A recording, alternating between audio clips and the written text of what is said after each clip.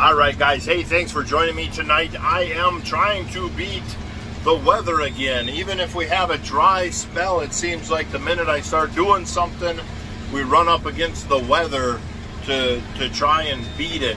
And so we're trying to beat the rain here, getting the straw off of the wheat field. And the wheat, I think, went about 40 bushel the acre, best guess. I'll have, we're already trucking the wheat out. And so here, in a few days or whatever, I'll have the actual sold bushels, you know, the most accurate you can have. And so then we'll know, but I think it came in about 40 bushels to the acre, and for our area is good. And for a year like this is fantastic. And so I am really excited.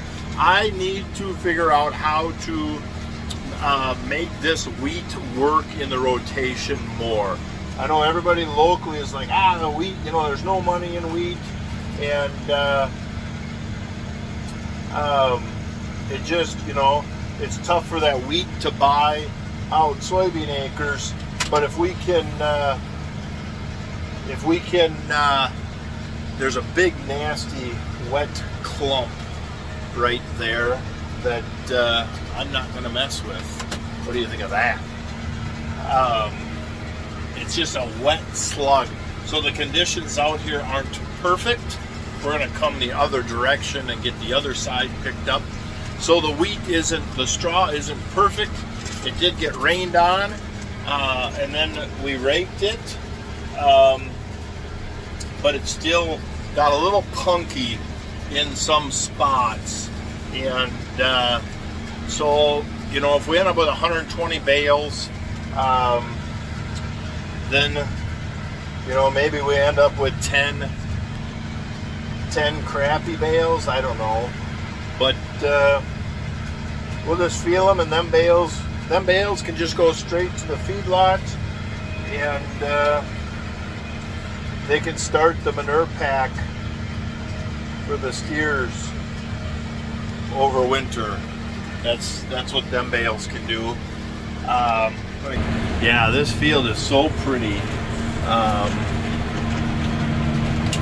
Let's see, we're done. I got everything done over here. Oh no, there's a little windrow right there. So this is the first year that the landlord complimented on how well the field handled the water. He's like, well, in my life I haven't ever seen the field handle these big rains like this before. And I was like, oh cool, you know. He's like, yeah, you had no runoff, where in the past it would just wash the hills out. And so that makes a guy feel really good. And then this was the first time that he was out here taking pictures of us combining, and he even said how pretty the lay of the land looks when the wheat was headed out. And so the landlord is very happy. He came out and got some straw to cover up his sewer and stuff for the winter time. So yeah, I'd like to figure out how to make this work in our rotation though.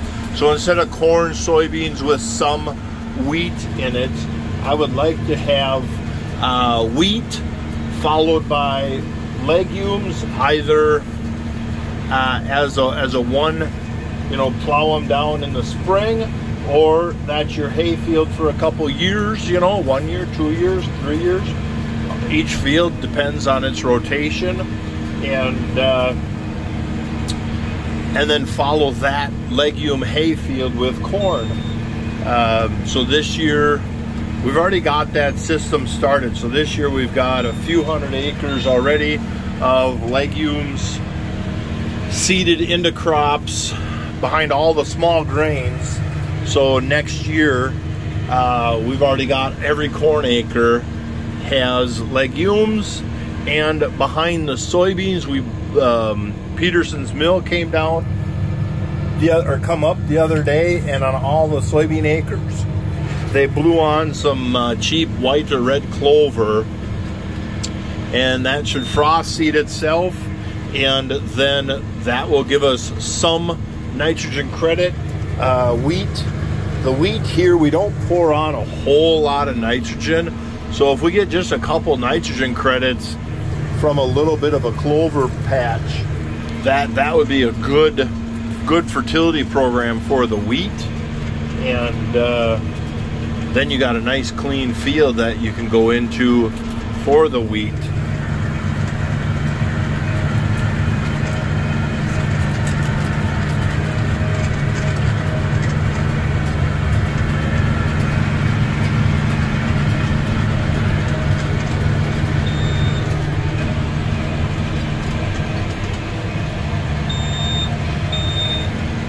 Got a 40-foot windrow here. In some spots it gets a little thin.